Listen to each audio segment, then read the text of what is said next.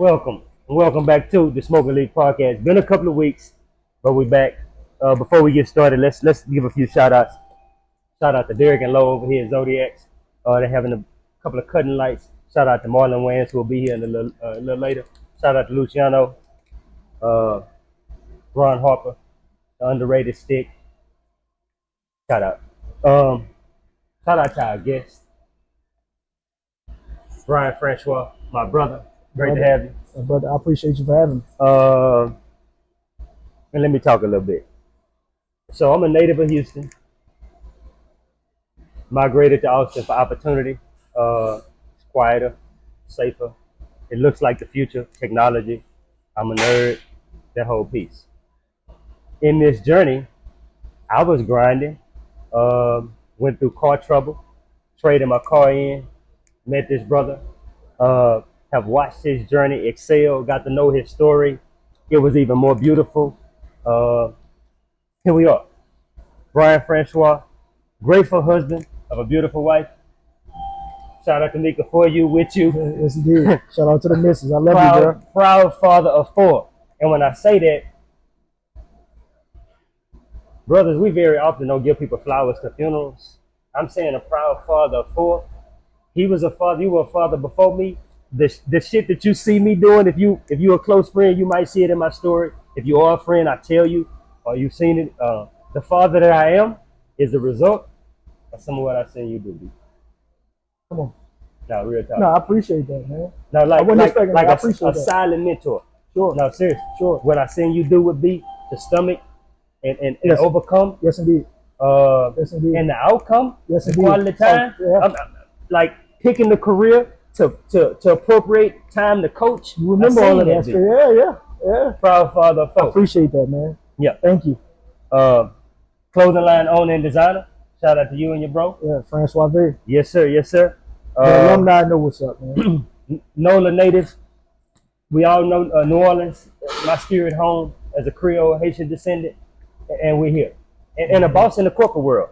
I won't name all those credentials. Boss in the corporate world, Yes, general manager, sales team leader, phenomenal leader, effective communicator. B, we're glad to have you. I appreciate you for having me, man. Thank you so Once much for again. that. That was awesome. For sure. I That's feel you earned that. I feel good. You earned that. I'm comfy now. You did. You know, I'm settled in. Thank you for that, man. That was amazing. So the topic of conversation, we didn't say it, we will say it, the invaluable value of manhood. Yes, we coming up to fatherhood. Yes, we coming up to Father's Day. But I believe, we talked about this off camera, fatherhood is one of the hoods in the bigger hood of manhood. You know what I mean? Under that umbrella. Yes, sir. Yes, Indeed. sir. Smoking leaf, we smoke. Here. Talk to me. Cigars. What was your introduction? A memorable story? I love a stick, man. I want to lead with that. I love Okay. a good stick. A memorable story, man. It's kind of embarrassing. It's just me, you know, like we say in New Orleans, you just trying to be down. Yeah, Right? Try to be that. I was trying to be down. I was at work. A gentleman walked up to me and was like, "B, you ever had a cigar?" And me not trying to like seem like a square. I was like, "Yeah, I smoked a cigar before." Yeah. Like at the side of my neck, and then gave me the stick. Now this is one of the more strong. Like he didn't ease me into it, right?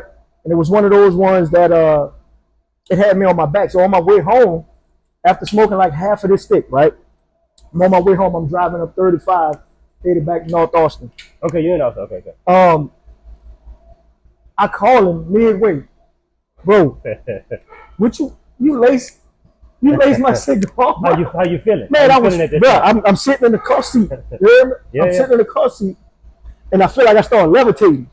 And I'm like, wait, hold on, bro. This man gave me weed. I was like, wait, what was like this? This is tobacco. Man, Like this. bro, it hit me crazy. I'm talking about like I felt like a head high.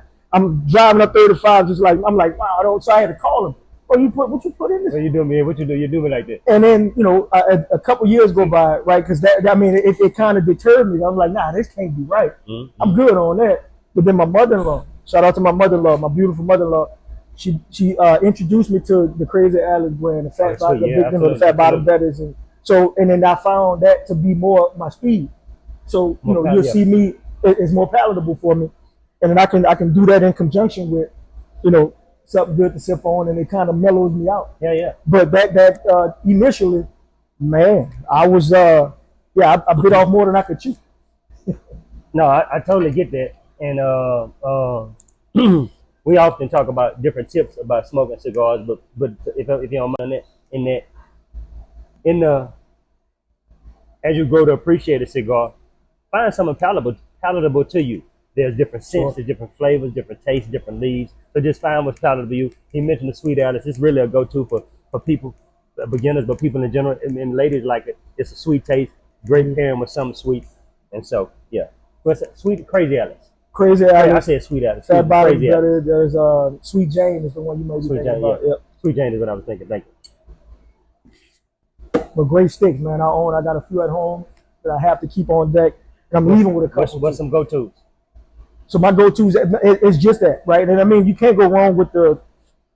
I know the Alice is one for sure. My Crazy Alice is the go-to, right? But anything in that family, I can't remember the exact name of a stick, but my uncle bought me one last Father's Day. It was pretty good, and I used to go to after work. We used to go to the pool hall out in Round Rock. A couple co-workers, and they introduced me to a couple different sticks too that they bought locally. There was some local stuff. So, but my go-to for sure the Crazy Alice, and I mean you can't go wrong with the Fat Bottom Belly. That's my that's a close second. For sure, close second. While we're talking that talk, some go-tos for me. I've really grown to like the Luciano stick, but it has been a go-to, the underrated. A go-to for me is the Monte Cristo. That'll be my follow-up stick. Okay. I like it's light. I like lighter things. I don't like the bold. I had that experience with some too bold getting nauseous. That lightheaded shit. That's a little too much for me. If I accidentally inhale a light cigar, I'll be just fine. I accidentally inhale one of them OG. Put you under. Bold ass Placencias or something. Put you under. Yeah. So as you get to know the cigar, respect it. And again, it's like mouthwash. We just inhale it, enjoy the palate, the taste of the smoke. Let's talk your story, B. Yes, sir. Where does it start? Yes, sir. New Orleans native. Where does it start? It's a good question, man. It starts. Hey, can I say something real quick? Sure, for sure. I'm a history buff and an all-around geek, and here we are. I told you we talk about anything, and so I'm not gonna not take a moment to shout out to Haiti Creole culture. And so the city of New Orleans, man, I don't know what you might think about it. You might just know the Saints, but bro, that's the home of jazz music. It was the New Orleans Jazz before it was the Utah Jazz. It was the New Orleans Jazz first. One of the most common, the first thoroughfares in the United States of America was Canal Street, which is a river first. New Orleans is older than the United States of America. Yes, indeed. So it's just a rich place. Like the soul of New Orleans is so rich that a hurricane couldn't drown it. One of the most devastating, right? Yeah. In the history of this country. I had to say that. Do your thing. But it does start. That's where it starts. It starts in the great city of New Orleans, man. And I'm a proud son of that city. It gets ugly. But I'm a proud. Like I stand on being rooted, being grounded, and being shaped, if anything, by that city. But what the city itself, what does it mean to you? The city itself means the world to me, man. Like come on, there's no other place like the city, man. There's no other, and we refer to it as the city. There's no other place like the city, and I love it, but too much of anything can kill you, right? So I try my hardest to stay away, but it's tough. It's so gravitationally, it has a pull on you. Mm-hmm. That city is beautiful, man, and it has so much to offer. It spawned so many, as you mentioned, so many culture shifting phenomena, man. Jazz, and then for me, a second line is like the Holy Ghost. You see women running around shouting, and then, man, you put me in the front of a second line band, and I can't dance to save my life. Can we? When you experience New Orleans and you wonder what that is, it ain't got a goddamn thing to do with that beignet. It ain't got a goddamn thing to do with it. It don't have a damn thing to do with that beignet, no. It's the spirit of that place, and here's the evidence of that spirit. In a place that experienced what it experienced in natural devastation. in a place that experience would experience the way the team got treated with it, right? Right. The way that the city has experienced all the things that it has experienced, natural disasters, to still have a fervent spirit to march through the city, to march through that thing, man, to have its own. Listen, yeah. A culture is rich when a people have their own religion, language, and music. Yes, indeed. The most immersive cultures in the world have those things. So K-pop, Korean, bulgogi. Yes, indeed. Right? Yes, indeed. Shout out to the Mexican brothers and sisters. Corridos, novelas. Right. Spanish. Right. Quesadilla. Taco. Yes, indeed. Take time to shout out our sponsor. This episode is brought to you by Connect, the all-in-one powered business platform built just for small business owners. Whether you need a website, online store, scheduling, email marketing, and email or domain, Connect does it all. No tech skills required with their AI-powered builder Corey, templates that are industry-specific, built-in marketing, CRM, tools to track your growth. You can finally focus on running your business instead of running the website. Plus, the simple onboarding and knowledge hub make it easy to get started, even if you've never launched online before.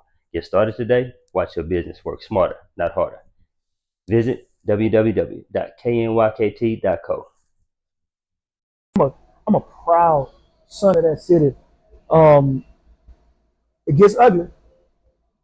But I'm a proud. Like I stand on being rooted, being grounded, and being shaped, if anything, by that city.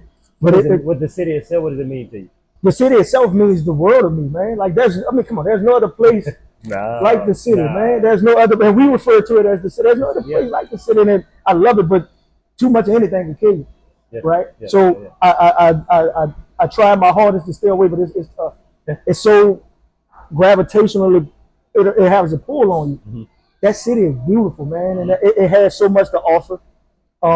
It spawned so many, like as you mentioned, so many culture shifting phenomena, man, jazz.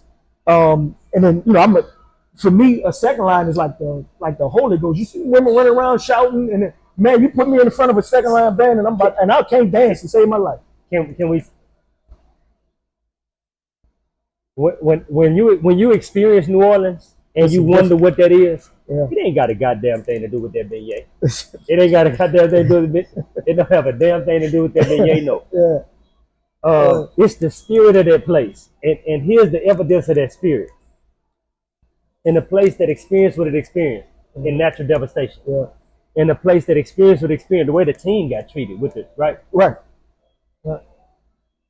The way that the city has experienced all the things that it has experienced, natural disasters, to still have a fervent spirit to march through the city, to march through that thing, man, to have its own. Listen, a culture is rich when a people have their own religion, language, and music. Yes, indeed. The most immersive cultures in the world have those things.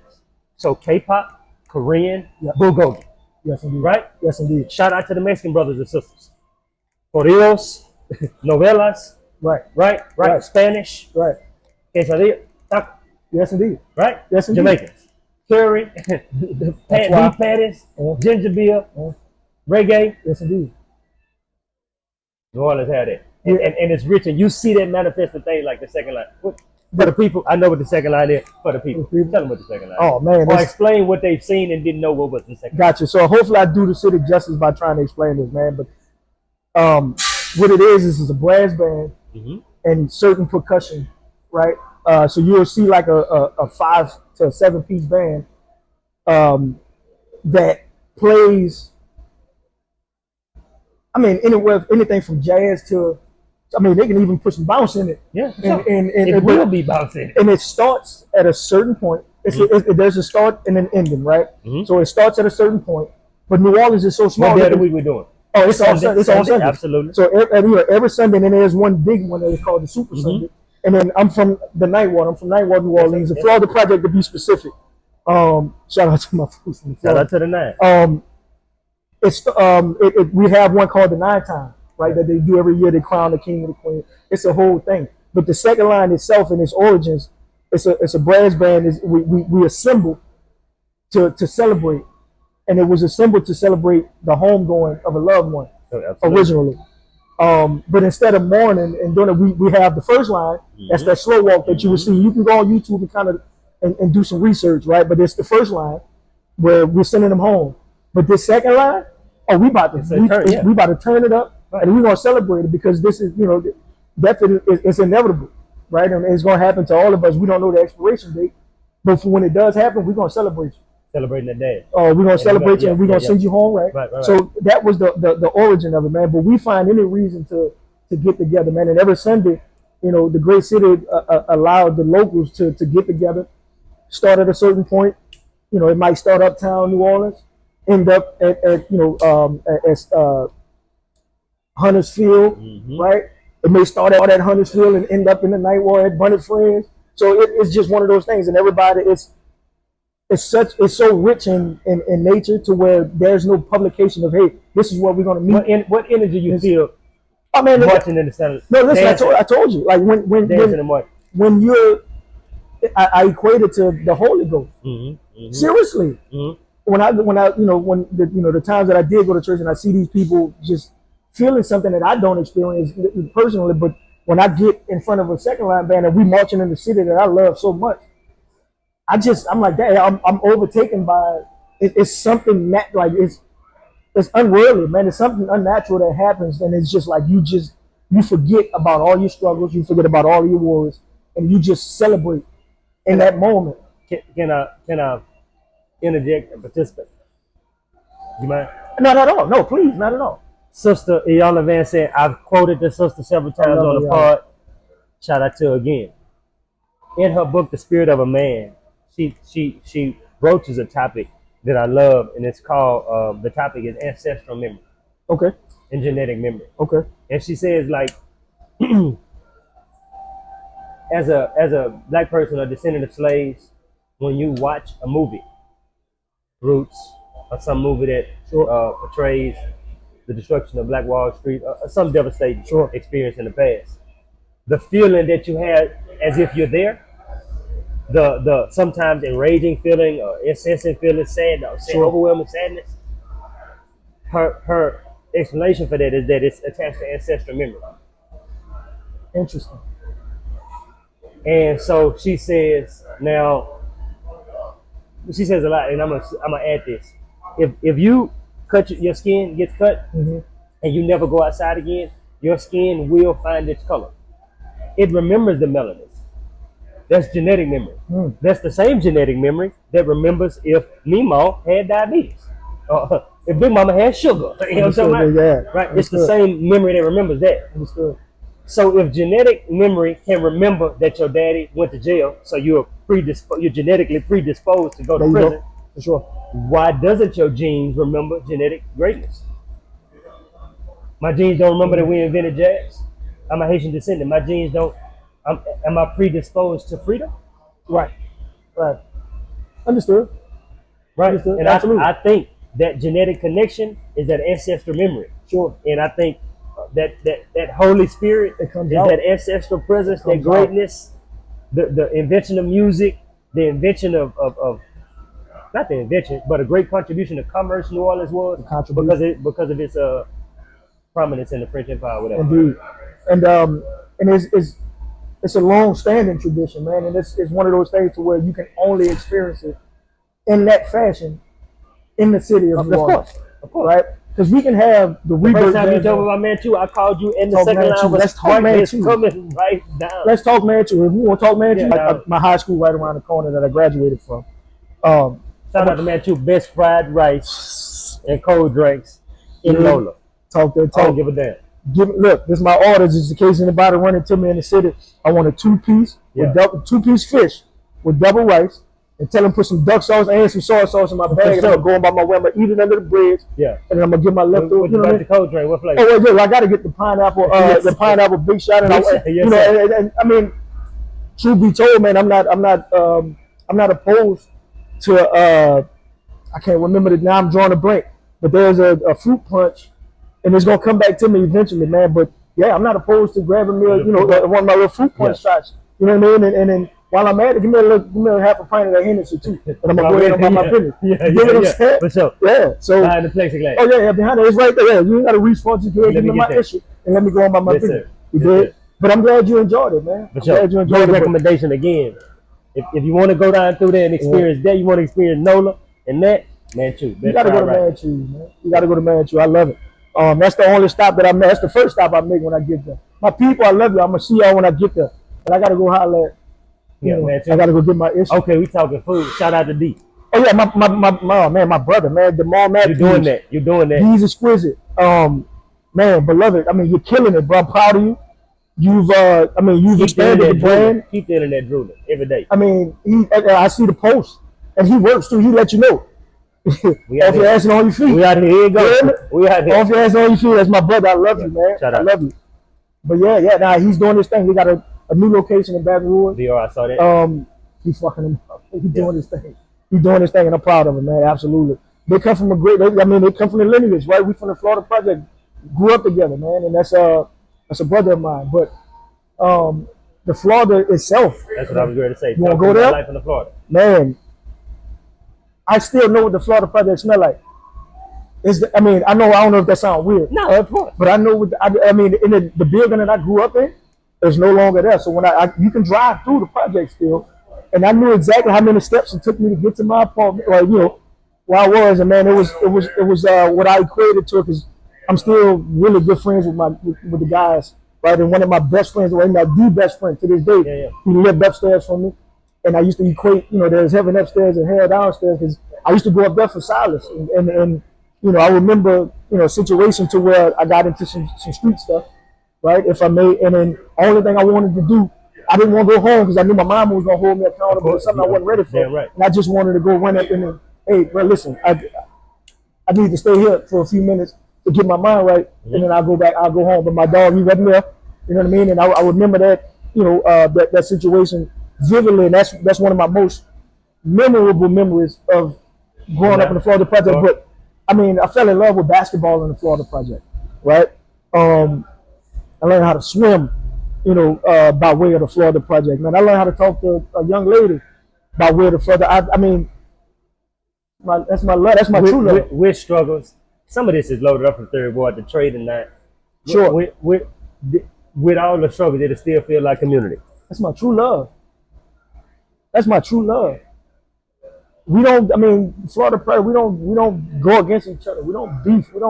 We might. Of course, you have your little fist fights. The farthest is gonna go, and then look, I'll punch you down. You punch me down. We're gonna go play basketball right after this. Right. And I'm gonna bust your ass. Oh man, them times so low. It's over, but that's what the Florida Project was. We don't. Yeah. They don't go further than that. And rest in peace, Ms. Marguerite. She just passed about a month ago. That young lady saved my life. She knew what I was into. Dealing with. I'll say that. And then she would see me wander off, and she's like, Brian, ain't number trouble over there. I'm gonna call your mom. I don't think you should be over there. You need to go home. Yeah. And it was that. It was that, man. And that young lady saved my life, man. And I'm forever indebted to that. Her grandkids are still some of my good friends to this day. But that's what the Florida was.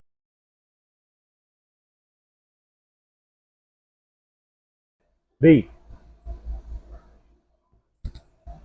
August 2005. August 2005.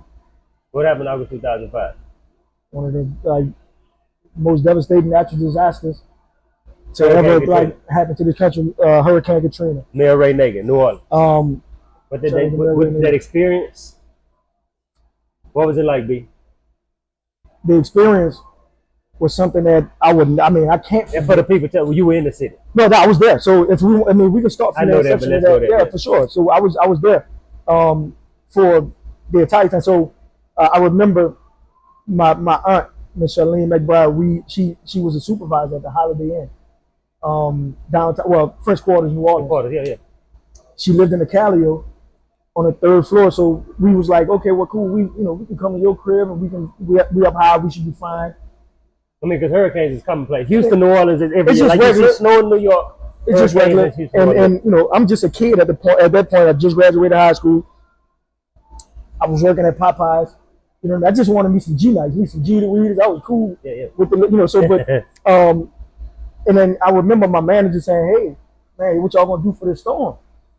And then, man, in my mind, in the Florida project, we used to, the same boards that I was telling you about, we get on the boards and go to Florida. And we like, yeah, we're gonna be fine. So was it a sense of urgency in the city? Zero sense of urgency.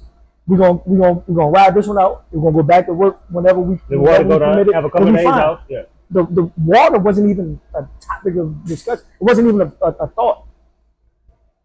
We in the Calio project, lights go on, no electricity. Has it started raining? Nothing yet. There's just heavy winds. My aunt like, hey, listen, let's just go. I can get us a couple of rooms at the Holiday Inn, and then we can do that, right? So we get to the Holiday. We walk, and it's not a very far walk, but we walk to the Holiday Inn.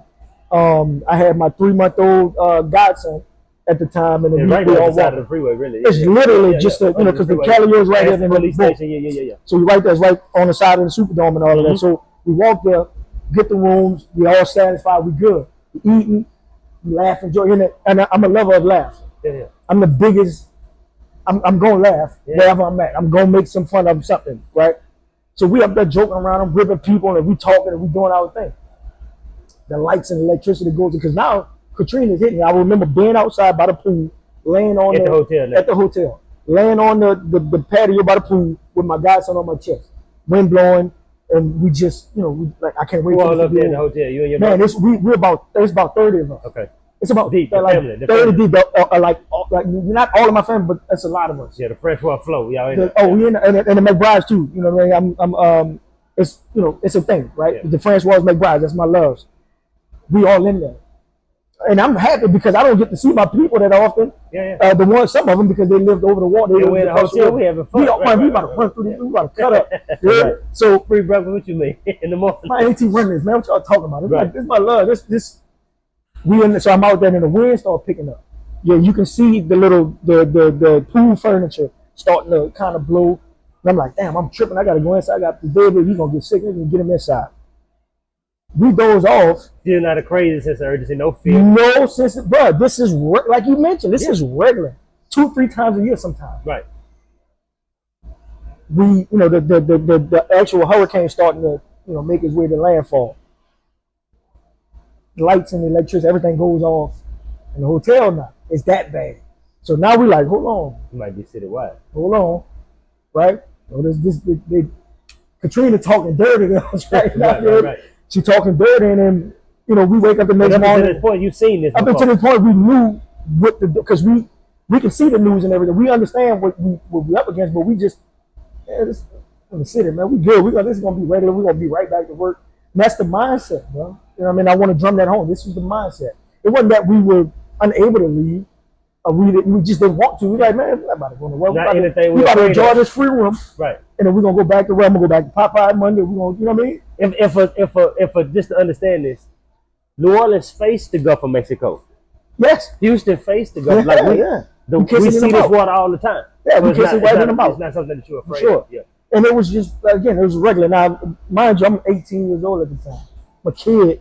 So I didn't really understand the severity of it anyway because I'd never really been through one that was bad enough for it to be memorable. So I'm just going with the flow. The next morning, we're like, man, if the lights off here, lights off in the Cali, let's go home. How the hotel staff, they panicking and they did what they did? Yes. Okay. Yes. So now that we made the decision to just go back home, we walked down to the lobby, water up to our shin in the lobby. So I'm guessing no staff standing there. There's nobody here. That's it. Well, not here. My auntie. I was about to say my aunt. My auntie, only one that I know actually work here. Tita, we going home. You know what I mean? Okay. And then, like mid shin, and as far as the water is concerned, well, man, let's get home. Let's just whatever. Now we starting to feel like we got to fix it. Now we getting scared. Now because we're like, man, where the water come from? Right. This ain't regular. Right. This ain't nothing normal. Yeah. By the time we get back to the Calio, Joe, the water damn near knee level. You talking about shit like I didn't have. So in real time, the livers and bus already. Oh no, that's done already. Yeah, right. Oh yeah, that was done overnight. Okay. Right. This the next morning. Talking about scared. Like I didn't been in some wild situations. So y'all at this point panicking. Is it hysteria? Terrified. No, not yet. Okay. We get back to the Calio, right? Get back to the Calio, and we like, okay, well, they got enough food, and we should be all right. But How the water? The department high the water. So the porch, she lived in a failure court. So the actual porch comes up to about in the new building. About this high. No, there's still all still old building. Okay. Because it's still an original project, right? So it's still it's the patio. I mean the porch sits up about maybe 5 feet high, and you got to walk up the stairs to get to. And then there's the first floor, and there's the second floor, right? We get to what a patio is. The stairs are pretty much gone. This is how high the water is at this point. Oh, yeah. The stairs are gone, so we like, man, listen. It's about 20, 30 of us in here. I won't think this is gonna be enough. But the stairs high, so it's hard to fathom that it's coming up there. We were like, this water not stopping, beloved. Like, what we gonna? There's a Winn-Dixie, a swagman right by the Magnolia. So the Magnolia and the Calio. Right. We need to go run to the stove. If it can't go buy nothing there now, because now shit's starting to dawn on you that damn, this might be a situation, right? Yeah. With the Walking Dead, what they call that? The Walking Dead, they call it the like a apocalypse. Apocalypse. We feel like this is we cut off from the world. And the water at this rate, there's no. We don't know where it's coming from. We don't know when it's gonna stop, and it's just getting higher. It's not going down. It's going like we. At this point, have the city made announcements? We're cut off. Well, I don't know how to put communication wise. There's no radio. There's no phones. There's no television. We're isolated. Only thing we have of each other, and I'm holding it. So I leave out of the thing, and then mind you, they had this older couple that lived on the second floor of the Calio project, and I got asthma, right? We had to go carry these people up from the second floor, older couple, up to the third floor. The Peter house, yeah. And I'm getting ahead of myself, and I caught an asthma attack, and it was bad. I'm talking about one of the worst that I've ever had, because mine is exercise inflicted. One of the worst. So that's one thing. So that happened. Once I was able to plug my breathing machine up into a generator, I'm back in first place. Right, I'm back in first place. I'm good to go. We leave to go to Winn-Dixie. When I tell you that there's a corner store before we get to Winn-Dixie, there was a corner store in the Calio project right off of it was Wisteria, and I think that's Galvez. Right, there's a corner store right. There's a mob of people trying to break into this store. And I'm just like, man, what the fuck is going on? Like, bro, what's happening, man? What's going on? There's no way for you to fathom what's it's not, it didn't feel real. I felt the sense of derealization, right? And I experienced that a lot growing up. But this was more so like, wait, it ain't mental now. I can visually see this now. Yeah. And I'm like, what are they doing? They got the wire cutters trying to break the chain. They're kicking in the door. And I'm like, bro, what we gonna do, man? This is day one, noon. Mob of people. We go to Winn-Dixie because they still trying to break in here. I can't wait for this. Let's go around the corner because they painted it as if we were just violent. And mind you, they ignorance going on, and we can admit there was some ignorant stuff going on. But we were trying to just what is the first law of nature? You gotta survive, man. Yeah. And then we leave, we go to Winn-Dixie. We can't buy them, man. We coming in here, taking anything you got on the rack. I got a 3-month-old godson at home. We gotta go get this. We gotta get pampers. But we're not seeing fire department come down the street in boats. There's none of that. It's up, bro. I had a pallet, Joe, a pallet that the inventory come on, and a rope, and I'm pulling it, walking through the water, back home with everything that I was able to get from Winn-Dixie. Right. Yeah, funny story. Now we're on the way back. It's me and my 14-year-old brother, and it's one of my closest siblings. Like we close, and we think like we're a lot alike in a lot of ways.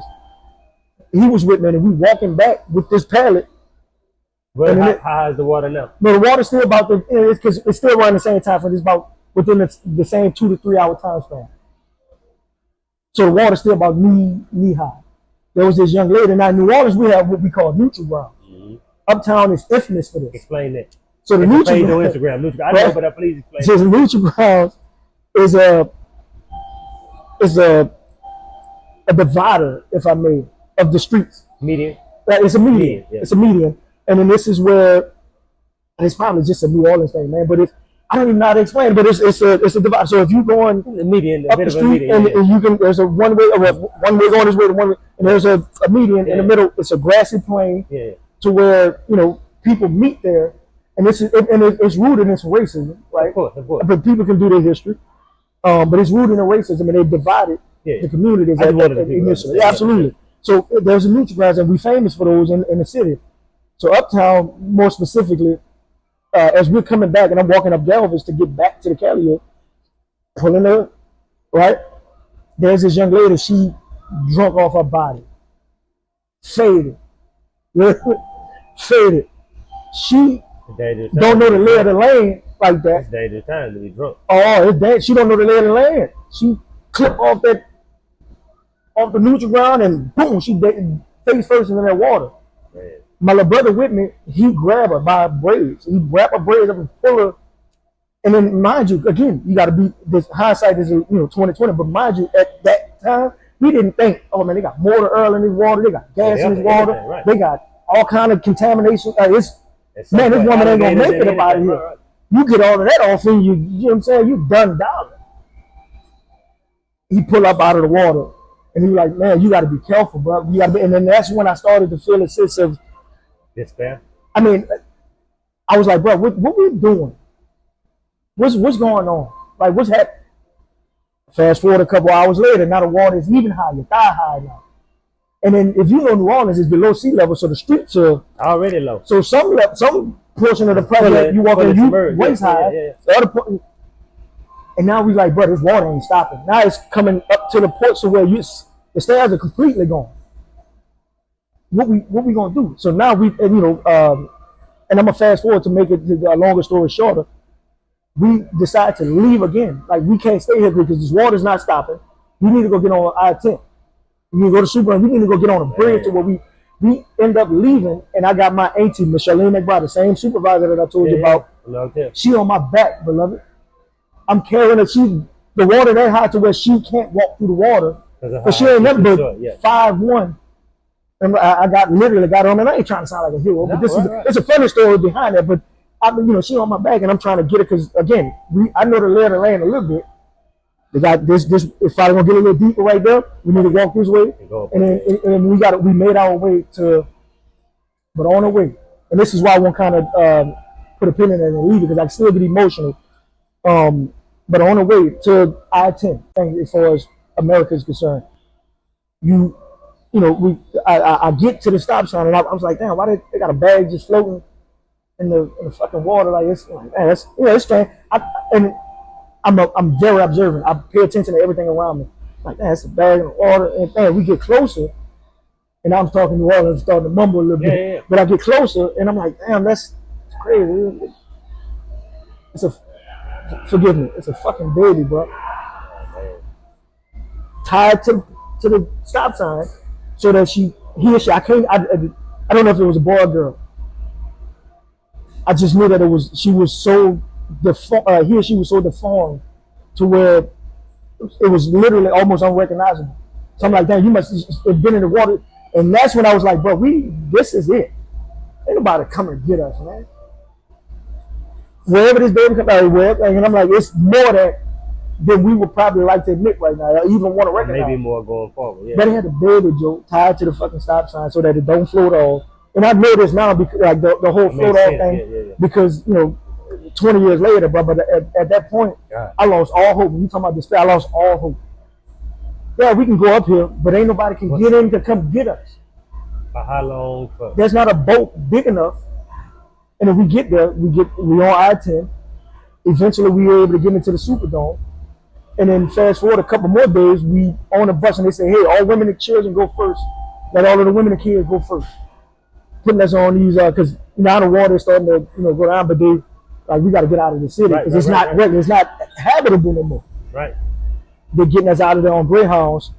All women and kids go first. What we was in the same day? This was a couple days later now, right? This is after we went into the Superdome. They burnt that motherfucker. They set it on fire. We got put out of there. That was a rough situation. And they telling us, we got buses to get y'all out of here, man, but all women and kids going first. Some cities rejected people. They tell us, hey, everybody's going to the Astrodome. Don't worry about it. Just let all these women and kids go further. Everybody going to the Astrodome. Joe, me and my little brother, he caught the flu. He had the flu for standing in all that water, and then just he got sick. We get on the bus. They give us the military food. We warm up in the bag. MRE. And we on the bus, and that was the best sleep I've ever had in my life. Because now, mind you, this was 4.5 days later of just being there, not really knowing what's going on. We finally find some kind of reprieve, and we find relief, and we out, we leaving. And I wake up in San Antonio, Texas. Hold on. My auntie them in the Astrodome there in Houston. I'm not to take care of no 14-year-old. It's just me. We literally in the shelter at the J. Kelly Air Force Base in San Antonio by ourselves. It's just me and him. He's sick. I don't know what to do.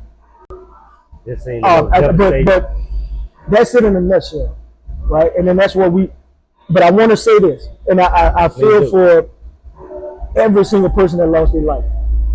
I feel for every single person that lost their life. God bless you, right? Your family. But that was the absolute, Katrina itself was the absolute best thing that ever happened to me. Jaw was on some. What did Sun Tzu say? That the champion is one who turns tragedy into triumph. For sure, 1,000%.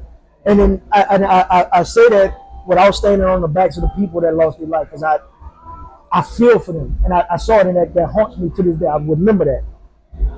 But I was able to get out of what was considered headed nowhere fast. I was living, right, almost a double life. The way I was living, I knew that life was duality. I knew there was a duality to life. Yeah. Graduated high school that same year, but I graduated in the top 10 in my class. Salute. 4.0 GPA. I was a dog in school, but I come home, and then it's like, hey, you gotta adapt. Like you went in that school and you adapted. You gotta come here and adapt because this is what this is what we had to offer. Salute. It's beautiful to have survived it. Thank God. I wouldn't have you as a brother. Wouldn't have you on the pod. High school, college, fatherhood, corporate America.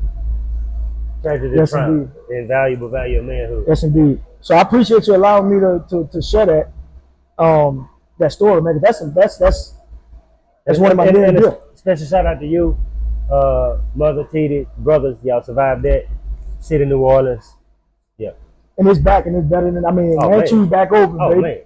Man. Manchu back open. My dog, like I said, DeMar Matthews, he killing it, man. He's exquisite. Like there's a lot of people took advantage of being able to come back and rebuild. I wasn't brave enough, personally, because I knew that wasn't. Well, sometimes the rebuilding don't have to take place. Absolutely, and then I get here, and then that leads me to HT, and I met some really great friends, and I got a godchild out of that. Some of those relationships that I curated, and that time span, man, 07 to 2011. That was some of the best years of my life. Not some of, that was the best years of my life. I had some of the most fun, and I met some of the most genuine and honest and sweetest people in the world. Wait, what J. Cole said, beauty in the struggle, ugliness in the success. Yes, indeed. And I couldn't agree more, man. I like that though. You're right. Yeah, Cole, and I couldn't agree with that more, man. I definitely second that sentiment, but I found a lot of solace in that. I finally felt like, okay, this is what.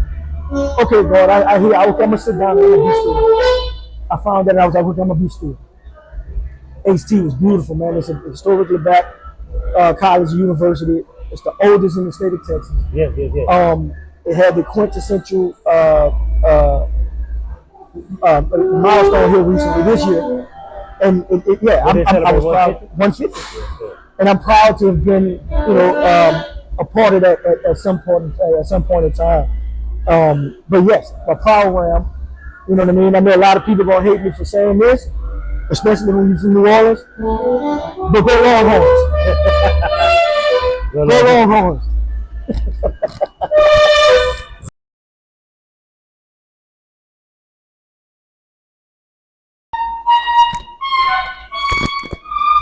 With the live music in the background. From the 9 to corporate America. There's 2 different languages, 2 different crowds, 2 different communities. What was it like? the struggles, lessons learned. Sure. Talk to me about a couple of those. Talking about life being duality, right? You come from a place that's rich in culture, that has an identity, and they know who they are. And I tell you, I'm a son of that. As you mentioned, DNA wise, you take that with you, the good parts. But I'm a student of information. I love information. I love being able to have an idea of what I want to have accomplished, right? And then coming from the night watch specifically, we were kind of all we had.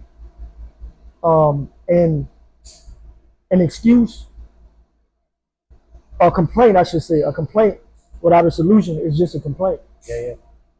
And I learned that early, and I live my life like that. So coming from the night walk, and it having its trials and tribulations, its ups and downs, but there was beauty in that too. And then taking some of those habits over into the corporate world, I just mean business now. It's not you can't not. Did you notice that your ground was more aggressive? It was absolutely more aggressive. I talk different. I walk different. If you smell my cologne, you bread and meat, don't do it, don't eat. If you smell my cologne, just too late. You understand me? Yeah, he gone. It's too late. So, but I'm saying, no, seriously, shout out. I know you may not want to toot your own horn. I watched this brother experience go from washing and parking cars to the general manager of this dealership. The only person in the history of the company that did that to this day. And I started, 2010. Salute. The only person in the history of that company to do what I did. Come on, B. And I left on my own terms. And I'm proud of. I grew up in that place, man. So coming from learning early some of my principles and my more personal standing on business, and then taking that over into the corporate world, man, and starting with grinding, washing cars, dealing with the elements. I'm outside, sweating. I'm outside when it's freezing cold. Coming from nothing made that not so. I was entry level. Not so beneath you. Yeah. I had no problem with, and then doing that, washing cars, changing batteries, merchandising, like lining the cars up to where it's palatable for men, like, because we visual. So I'm lining it up to where it's gonna be more appealing. This is all a thing, right? And I'm not saying nothing that's foreign. This is all a thing, but coming from that, and then a brother of mine, Aaron Palmer, he saw something in me. He was like, "Man, you too smart to be out here. What are you? If I got you an opportunity to come inside to, help me what I got going on here, would you take?" Yeah, of course I'm coming. I dare you. You won't. This dude put his name on the line for me, and I'm forever indebted. But the hard work that I had to put in, it was me. I got it, like you said. I'm very humble. I don't know how to toot my own home. Right? I really don't. And I probably should start to learn. But I took all of that. I took his recommendation. He put a stamp of approval on it, and I ran with it. You did it. I saw that. You did it. Yeah. I ran with it, and then I've done every single thing that you can do on a retail side of car sales.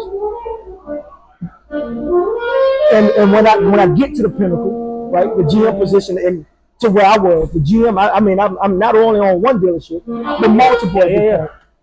During the pandemic. Yeah. Killing the numbers. Got my stores back open. Killing the numbers. You remember and then we were back flourishing, but the only person in the history of the company to go from a lot tech to a general manager in this corporate setting. Salute. And so when you think about history, I know we love February and shit. Yes, indeed. But what the fuck is history if you ain't gonna make nothing? Talk that. I like that. You did that, dude. I appreciate it, man. Thank you, brother. Yes, sir. Thank you, man. Proud of it. And then now I'm in a position to where I can coach the kids. Like I was my son's first basketball coach. I was my daughter's. Get extra too. That boy trying to take flight. One of you trying to do you something. If he takes flight on me, nephew, do it to him. If he takes flight on me, he can't come back in my house. You John Starks in it? Go by Momo. Do you know who John Starks is? He know, yeah, man. You know he know John. He come in the chair and talk about it. Yeah, he know John Starks. If he take a flight on me, I swear I go in bad. You can't come in my house. And I'm a point guard. You take him, I'm coming here with him, and right. As you should. I'm gonna take me a shot. Yeah. But then yeah. So that's why I'm in the gym, y'all see. That's why I'm in the gym like I am. I'm gonna stay healthy. Yeah. Because I wish he would. the dude taller than me now, bro. I don't know if you seen him. Yeah. Dude taller than me. He gonna take a flight soon. But yeah, so I'm able to take leisure and coaching my kids. I was literally the basketball coach for all three of my oldest. Yeah. At one point or another.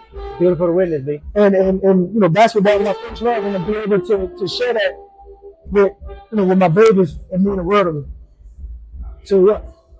B, as we wrap up and vibe, enjoy the cutting light, the comedy, whatever else is coming.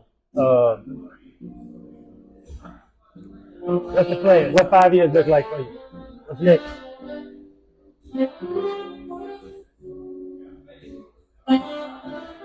I get health. Now that I'm getting a little older, I'm not old. I still look good. Can I say something? Yes, indeed. And health is mental health. Therapy, you ever give up it? Yes, indeed. Me too. Yes, indeed. Take care of your health. Health is 1,000%. take self-care, everyday routine, not emergency procedure. So 5 years for me looks like it looks like great health, physical, mental, emotional. I want to be as light as possible in 5 years. I don't want to have any kind of if it interferes with my peace, there's nowhere in my vicinity. I want to be as light as possible in 5 years. That's why I foresee myself. Now, wherever ventures may present themselves, I'm gonna give it my all. I'm gonna give it 100%. Like that, and do that lightly. Absolutely, 1,000%. I like that. You talked about that. 5 years for me look like positivity. We got another podcast we're cooking up called Positivity Black. Lance says that the positive number is a plus sign, the negative number is a subtraction sign, and I want to be an addition to the Black image. I want to be an addition to Black history. I am an addition to Black history. A lot of media sources to promote negative stories and live and thrive there. We have great media personalities, but I think that we tend to harvest negativity, and I want to contribute into positivity.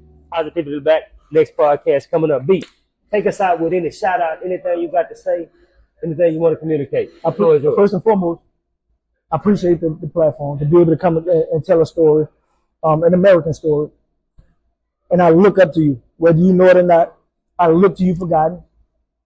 I look to build with you. I look to you for information. I know you're going to shoot me straight.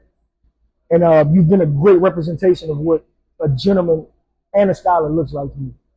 So I love you. I appreciate you for having me. And I want to make sure I gave you your roses because you're always giving me a lot of jewelry. So I want to make sure I give you your roses before I leave out of here. But if I can, take 20 seconds.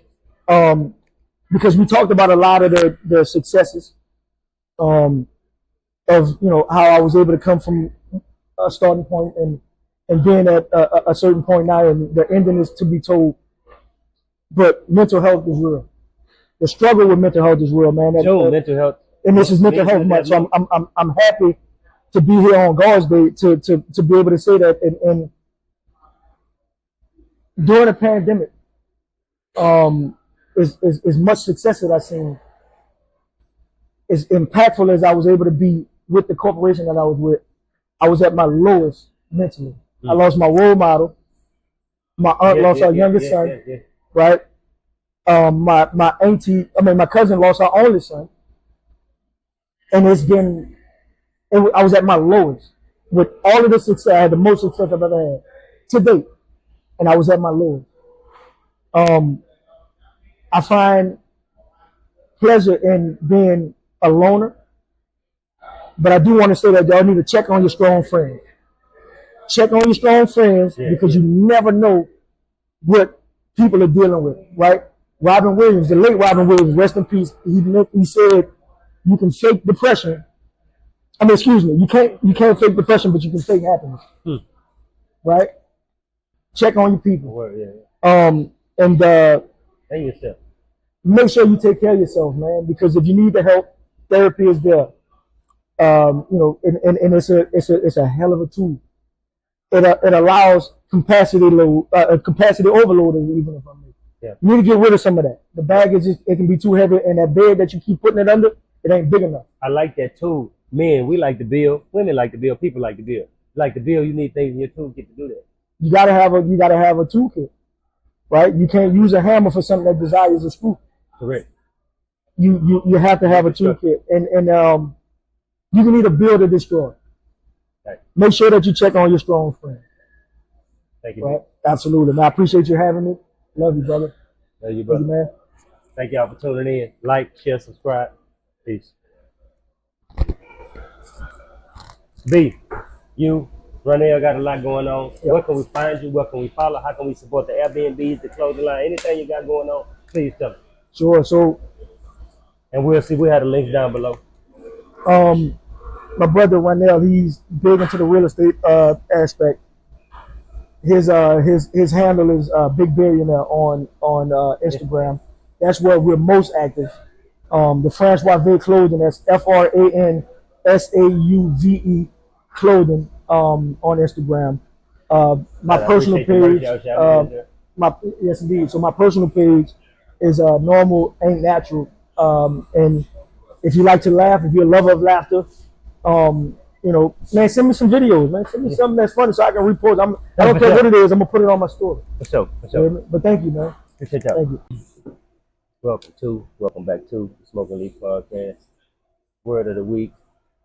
We talking about mental health, man. June is Men's Mental Health Month, and God damn, let's take care of ourselves. We see some of these people pass away, man. Some of these overdoses. That shit is a soft version of suicide, man. That shit is a soft version of self-destruction, and we got to stop it. Talk to yourself. Communicate with yourself. I don't mean that in a sordid way. Talk to yourself. Communicate with yourself. Speak to your wife. Talk to your significant other. Go to therapy. Go for a walk. Take care of yourself like this. You know how you take care of your car? Do you let it get dirty? How often do you take your car to the car wash? How often do you use the bathroom? How often do you shower? Those are maintenance habits and rituals. Well, then what is your routine to take care of your mind? How often do you count your blessings? How often do you pray? Whatever that look like for you. I'm not saying it's got to be yoga. I'm not saying it's got to be praise and worship. I'm saying take care of yourself. June Men's Mental Health. Make self-care a priority, an everyday procedure, and not an emergency routine. Take care of yourself. Men, fellas, take care of yourself, and subsequently we'll take care of one another. Peace. And so I mentioned a new podcast, Positively Black. I enjoy the Smoking Leaf. There's more that I want to talk about that doesn't include smoking cigars. And really what happened is I see that the media just chooses to be very negative. We choose to carry negative stories. We choose to highlight controversy. The sign of a positive number in math is a plus sign. The sign for a negative number is a subtraction sign. So what we're trying to do is deposit positivity. Absolutely not cover a negative story, a negative black topic.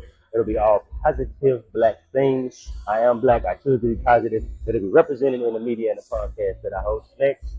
I appreciate you. Look forward to it. Thank you for liking and subscribing. Continue to like, subscribe, share, top merch. Accomplished, right? And then coming from the night watch specifically, we were kind of all we had, and an excuse, a complaint, I should say, a complaint without a solution is just a complaint. Yeah. And I learned that early, and I lived my life like that. So coming from the night walk, and it having its trials and tribulations, its ups and downs, but there was beauty in that too. And then taking some of those habits over into the corporate world, I just mean business now. It's not you can't not. Did you notice that your grind was more aggressive? It was absolutely more aggressive. I talk different. I walk different. Oh, if you smell my cologne, you bread and meat, don't do it, don't eat. If you smell my cologne, just too late. You understand me? Yeah, he gone. It's too late. So, and I'm saying, no, seriously, shout out. I know you may not.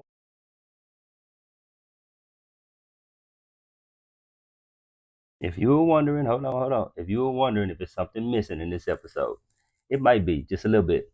The rest of it, the full episode, the bonus, will be found on our Patreon. You don't want to miss it. It's below. Click the links, subscribe, come catch us on that side.